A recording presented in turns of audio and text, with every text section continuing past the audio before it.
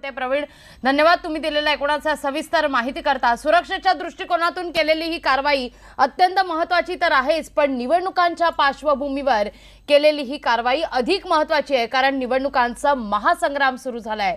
पुढच्या बातम्या याच महासंग्रामाच्या।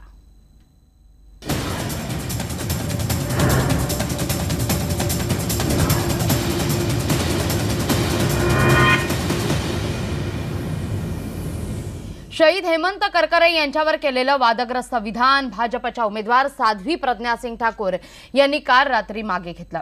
यानंतर त्यांनी आज पुन्हा एकदा सकाळी पत्रकार परिषद घेतली आहे आणि यावेळी त्यांनी माझ्यावर जो छळ झाला याची माफी मागणार का असा सवाल देखील उपस्थित केलाय।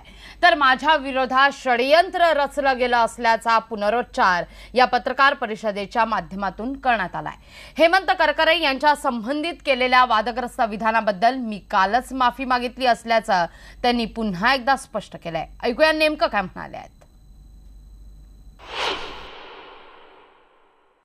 पर क्या होता है, षड्यंत्रकारी कितनी हद तक जाते हैं, परिणाम जो भी आए बाद की बात है, लेकिन इतनी हद तक जाते हैं वो कि 9 वर्षों तक जो मैंने झेला है, परिणाम जो आया वो आपके समक्ष है कि मुझे क्लीन चिट दी गई जांच एजेंसी के द्वारा, लेकिन 9 वर्षों तक उन्होंने जो मुझे अंदर रखा, मेरे जीवन के 9 वर्ष और ऊर्जावान वर्ष वो खत्म हो गए।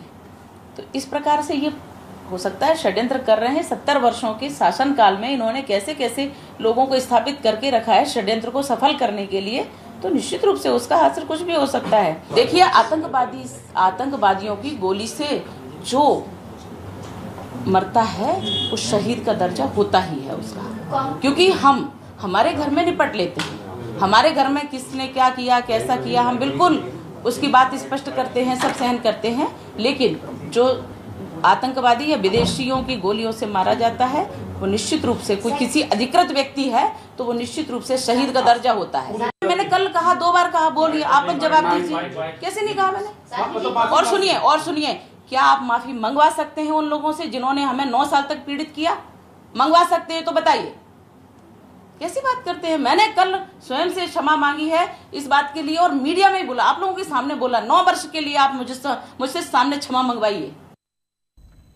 आपलं मत अगदी ठासून सांगितलं जात आहे। वळूया पुढल्या बातमीकडे। देशात हुकुमशाही असताना निवडणुका कशाला असा खडा सवाल उपस्थित केलाय उदयनराजे भोसले यांनी। साताऱ्यात आज मुख्यमंत्र्यांची सभा होतीये आणि त्याच पार्श्वभूमीवर उदयनराजेंनी भाजपवर अगदी सडकून टीका केली आहे। सत्तेचं केंद्रीकरण झाल्याचा आरोप सुद्धा त्यांनी यावेळी केलाय। तर मुख्यमंत्र्यांचं मी साताऱ्यात स्वागत करतो, त्यांची इच्छा असेल तर त्यांची जेवणाची सोयही करू असंही उदयनराजे म्हणतात। तर मुख्यमंत्र्यांची सभा राजवाडा परिसरात आहे आणि तिथं जो खरं बोलत नाही त्याचं चांगलं होत नाही असा टोलाही त्यांनी मुख्यमंत्र्यांना लगावलाय।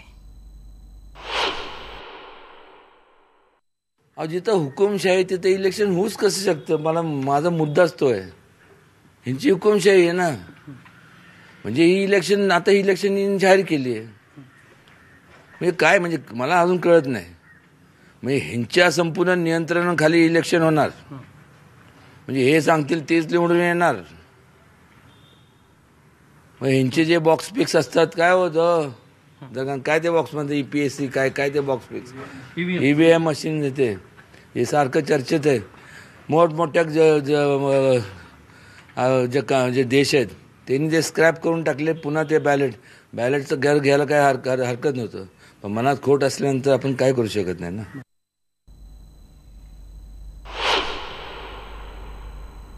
मित्र आहेत, स्वागत आहे त्यांचं, का लोकशाही कोणी पण कुठे येऊ शकतात।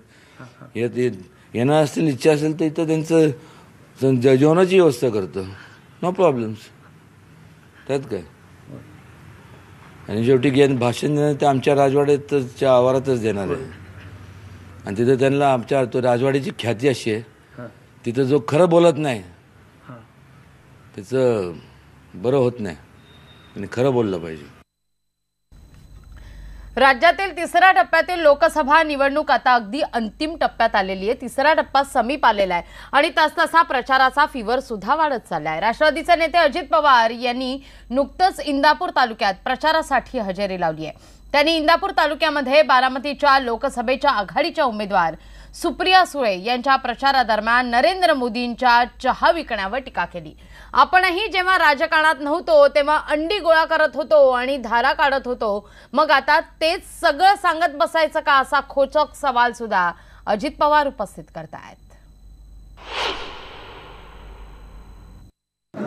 खुशाल सांगतात मी चहा विकत होतो, कोण बघायला गेले. आता मी पण शेती करायचो तेव्हा अंडी गोळा करत होतो कोंबड्याची. आता ती सांगू मी कोंबड्याची अंडी गोळा करत होतो, काय करायचं का. आम्ही दारा काढत होतो, मग सांगू मी दारा काढत होतो. त्यावेळेस माझी ती गरज होती, मी करत होतो, त्याच्यात लाज काय वाटायची.